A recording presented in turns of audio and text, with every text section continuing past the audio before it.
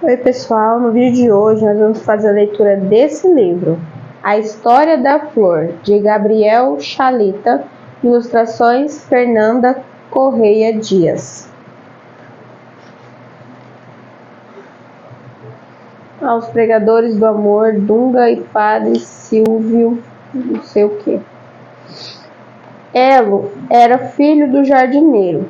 Desde bem pequeno, observava o pai preparando o solo, tirando as ervas daninhas, cobrindo as sementes de terra e cuidadosamente jogando água. O menino achava o jardim tão belo que sonhava com ele. Acordava cedo e logo ia reparar no milagre da vida. As sementes enterradas iam aos poucos se espreguiçando e acordando em forma de flor. Elo achava que as sementes esperavam que ele dormisse para, então, se transformarem. De certo, elas queriam surpreendê-lo. Pensava e ria sozinho, acompanhado da bela paisagem. Cada dia era um ritual diferente. Não havia compreensão, só encantamento. Algumas vezes observava o pai a cuidar de uma flor adoentada e ficava maravilhado, porque via encher-se o olhar do velho jardineiro de derramado amor, e seus olhos brilhavam, à medida que a palidez desaparecia das pétalas e o vigor voltava às hastes e às corolas. Seu pai cuidava de cada flor com a ternura de um artista bom. Elo crescia rodeado de beleza, a beleza física manifestada nas cores alegres, no rubor aveludado da placidez das flores, e a beleza moral, aquela disposição generosa do pai de criar e de cuidar. Viver para Elo era testemunhar pequenas maravilhas cotidianas. Quando tudo parecia calmaria, surgiu um vulcão. Em um dia como outro qualquer, Elo encontrou Júlia. Era uma moça loira e clara como um lírio, de pele delicada como a pétala de uma rosa. O mundo se transformou para o jovem rebento. Era a primeira paixão que batia à porta de seu coração. Os olhares pareciam de reciprocidade. Ela lhe dizia coisas que o deixavam encabulado, e ele timidamente tentava retribuir a gentileza. Os sonhos infantis foram dando lugar a outros sentimentos. Era em Júlia que Elo pensava quando acordava e quando dormia, e o jardim contemplado por olhos apaixonados ficava ainda mais bonito. Ela lhe falou de amor. Chega um pouquinho assim mais pra cá. Ele lhe explicou o milagre da flor. E assim diziam coisas comuns recheadas de amanhãs. Foi aí que Elo quis cultivar para Júlia uma flor. Faria tudo do jeito que via seu pai fazer.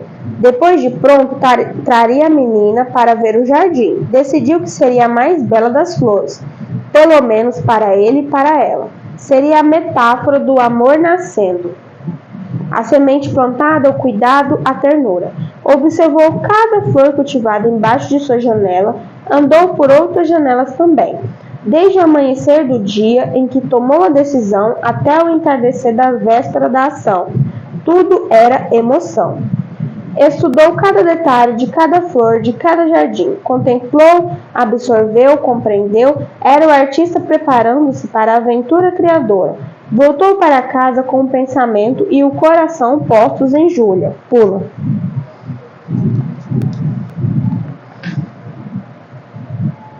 Escolheu um local deserto, próximo da casa simples em que morava, e durante vários dias ficou sozinho em silêncio e em canção, fazendo a flor. E de fato, ao final da obra, ele se encantou com a criatura.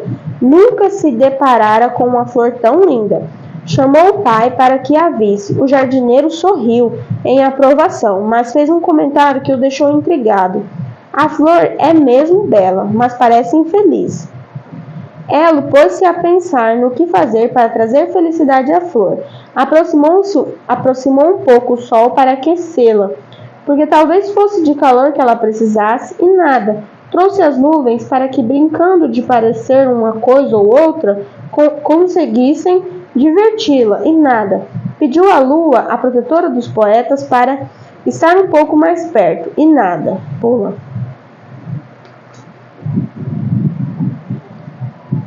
Elo ficou triste pela impotência de transformá-la em uma flor feliz. Pediu ajuda ao pai.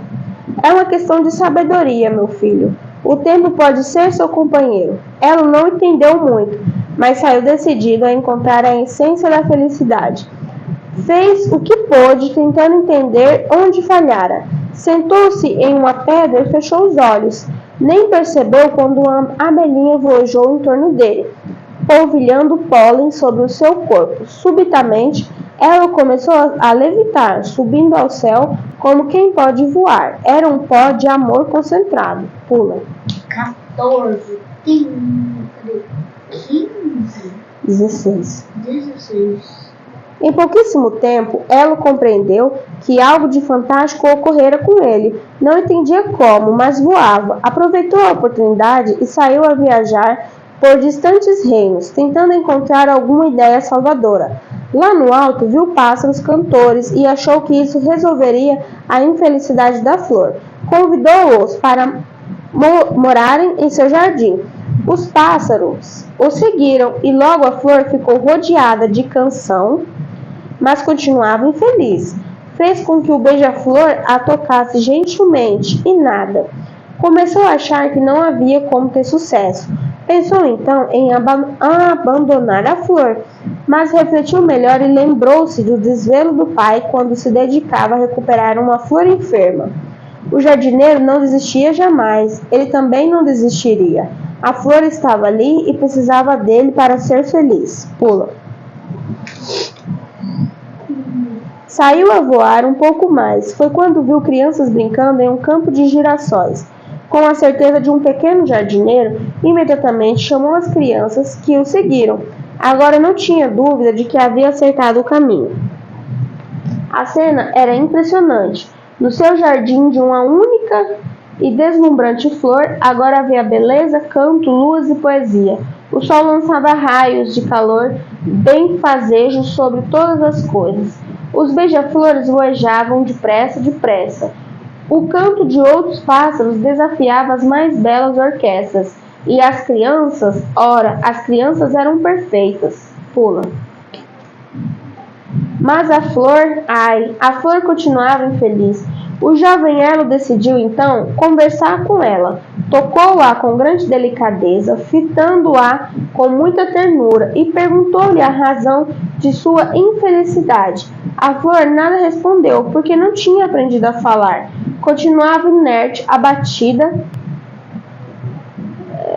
Para aí, filha, que a mãe se perdeu. Imersa em sua profunda tristeza.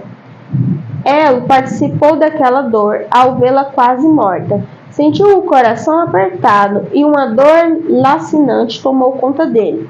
Aproximou o rosto da flor e, comovido, chorou. Chorava não por não ter conseguido uma linda flor para Júlia. Chorava não por ter falhado como jardineiro e não ter feito uma arte perfeita como a do pai. Não, nada disso. Chorava por aquela flor, única, exclusiva, solitária e entristecida que morria. Uma lágrima rolou e gotejou sobre o pístilo da flor. Foi como se um bálsamo mágico tivesse sido derramado sobre ela.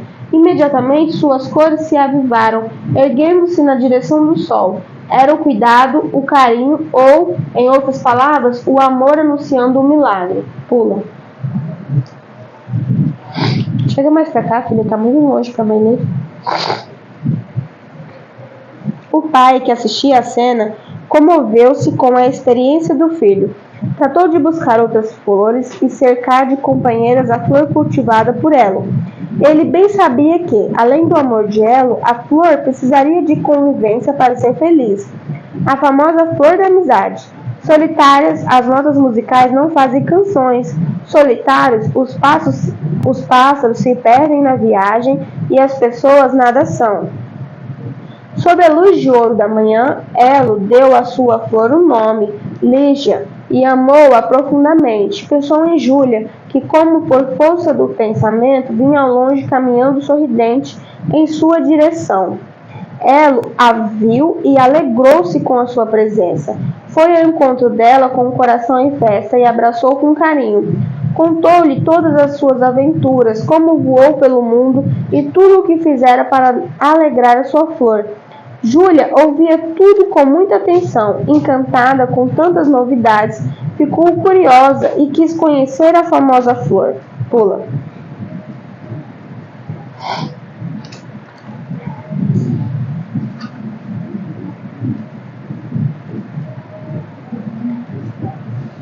Elo a levou pela mão ao jardim.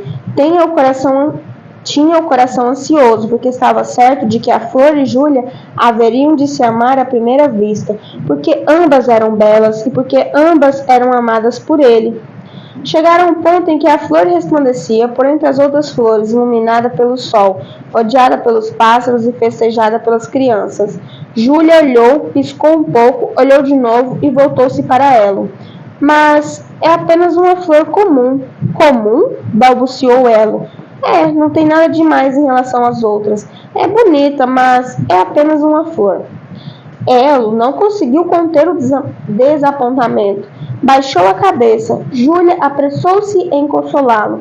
Elo, sei que você cultivou esta flor para mim e fico feliz por isso. Mas é que, do jeito que você falou, eu esperava ver uma preciosidade, uma coisa estonteante.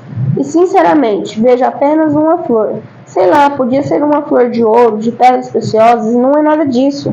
Pula. Júlia, Ela estava alquebrada, nem sabia o que dizer. Júlia aproximou-se dele, tocou-lhe a mão com delicadeza e disse: Você gosta muito de mim, Elo? Eu? Claro que sim, mas você não entendeu a minha flor. Júlia olhava para ele um pouco desconcertada. Enfim, queixou-se. Está parecendo que você tem mais carinho por essa flor do que por mim. Esta é Lígia, Júlia. Eu dei um nome para ela para que fosse única. Você plantou a flor pensando em mim, não foi? Foi. Então corte a flor do seu caule e me entregue. Cortar a flor, Júlia? Não posso. Pode sim, é só escolher. Se quiser mesmo me fazer feliz, entregue-me a flor. Elo silenciou, desolado. Pula.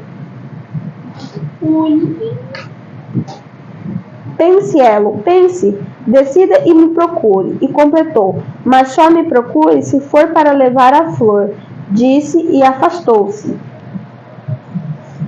Um pouco atrás, o pai observava a cena. Júlia estava com ciúmes da flor. E o jardineiro sabia que a decisão só cabia ao filho. Ele tinha que passar por essa experiência.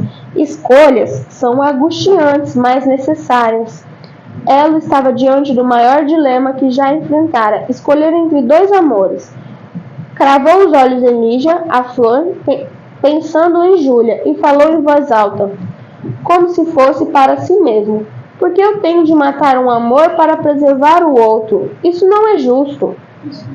Pula. Surpreendentemente, percebeu um tímido movimento das pétalas da flor, como se fosse encolher de ombros. Estranhou aquele movimento e decidiu avançar um pouco mais. Lígia, você me ama? As pétalas da flor ergueram-se um pouco, como se fossem braços subindo aos céus. Ela estava encantada. A flor compreendia. Ele prosseguiu. Você entende o meu sofrimento? A flor repetiu o movimento como se confirmasse. Ela estava desolado e hesitou um pouco antes de fazer a pergunta seguinte. Qual de vocês duas eu tenho de escolher, Lígia? A florzinha pareceu murchar um pouco, como um balão que perde o ar e desinfla. Parecia que ela fazia uma espécie de mesura, como as fidalgas das cortes dos reis ao indicar que estavam se colocando em posição de obediência. Pula.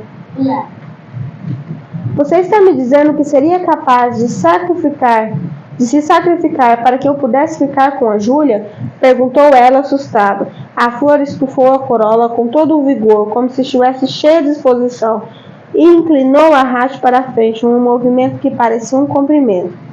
Meu Deus, Lígia, você está se oferecendo para que eu a corte do seu caule, para levá-la de presente à minha amada? A flor repetiu o gesto e depois voltou à sua postura ereta. mostrando firmeza. Ela aproximou-se comovido, tocou-lhe as pétalas com os lábios e sentiu, da parte dela, um ligeiro tremor. Podia ter sido impressão, mas ela mostrou um frêmito de amor. Pula. Elo entendeu a lição e, ao entender, chorou, impressionado com a espetacular prova de despojamento que recebia da sua flor. E novamente uma lágrima molhou o pístilo da flor, que então falou: Meu querido, você me amou sem esperar nada em troca. Fez-me sentir única. Viajou por reinos distantes para encontrar o que me fizesse feliz. Por isso tudo, você fez com que a minha vida valesse a pena. Vamos, não se entristeça. Eu morrerei em pouco tempo. A minha vida é breve, por natureza. Por isso mesmo, minha morte precisa servir a algum propósito mais importante. Corte-me de minha haste e leve-me para a menina que você ama. Assim, nós seremos duas em uma só, a amá-lo. E você nos amará juntas. Não se entristeça, ao contrário, alegre-se.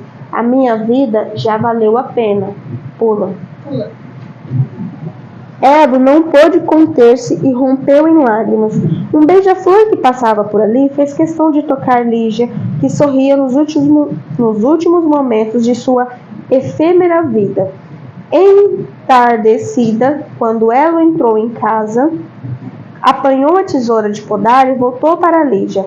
Encontrou-a firme e decidida, mas, quando as lâminas se aproximaram de sua haste, ela começou a balançar as folhas e as pétalas, como se soluçasse.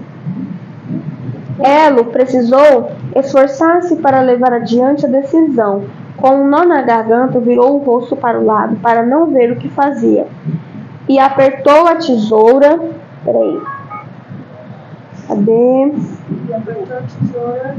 Num ponto logo abaixo das folhas. No momento do estalo do instrumento, pareceu ouvir um gemido doloroso, como se fosse um adeus. Pula.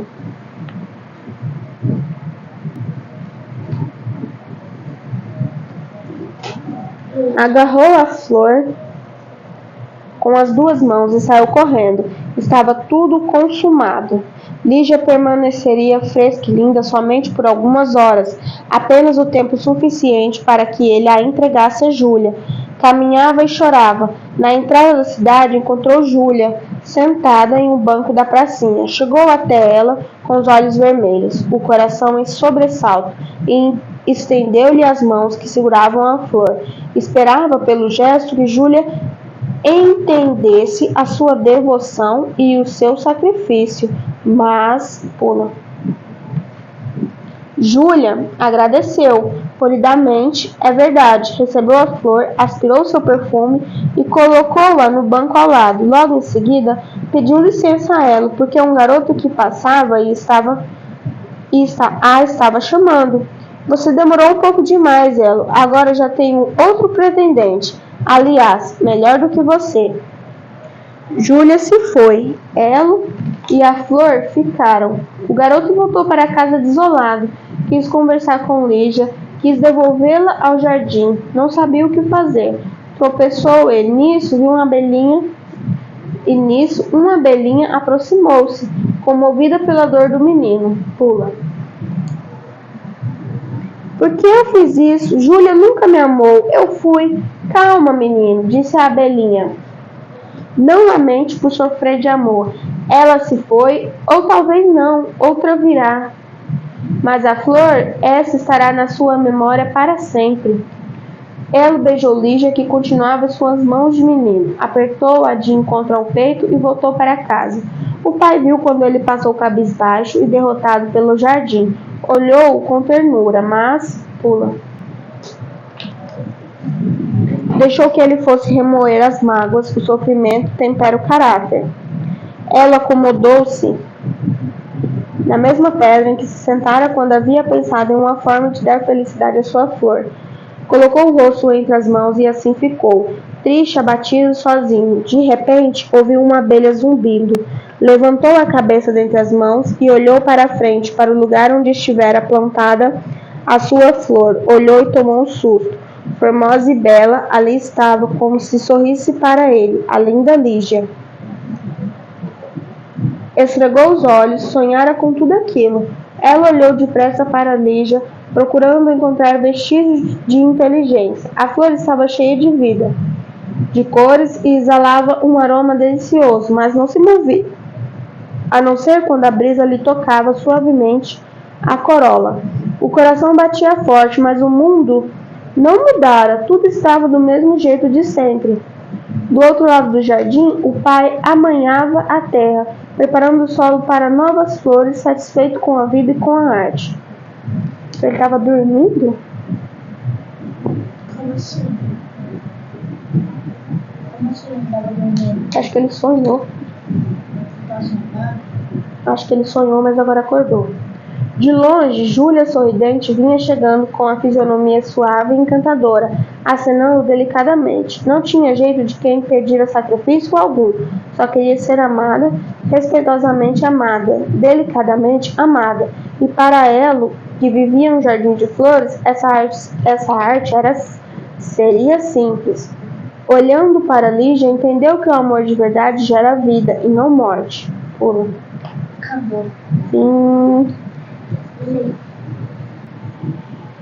Este é o filho de um dedicado jardineiro. Ele passa os dias a observar o milagre do crescimento das plantas e a sonhar, cercado pela beleza da criação. Tudo no jardim é serenidade, até que surge Júlia, clara como um lírio, de pele delicada como a pétala de uma rosa. O encontro com a primeira paixão é uma forma de amadurecimento, e em breve exigirá que o pequeno herói faça a mais difícil das escolhas: agradar Júlia ou preservar uma flor muito especial. A resposta só virá com a compreensão da força que pode haver em um gesto de amor. Fim. E essa foi a leitura, gente, do livro de hoje, A História da Flor. E você reparou, Ana, que o nome dela, Júlia, é o mesmo nome que vai ter sua irmãzinha? Sim. Sim? Então é isso, gente. Tchau. Espero... Deixa o like e se inscreve no canal.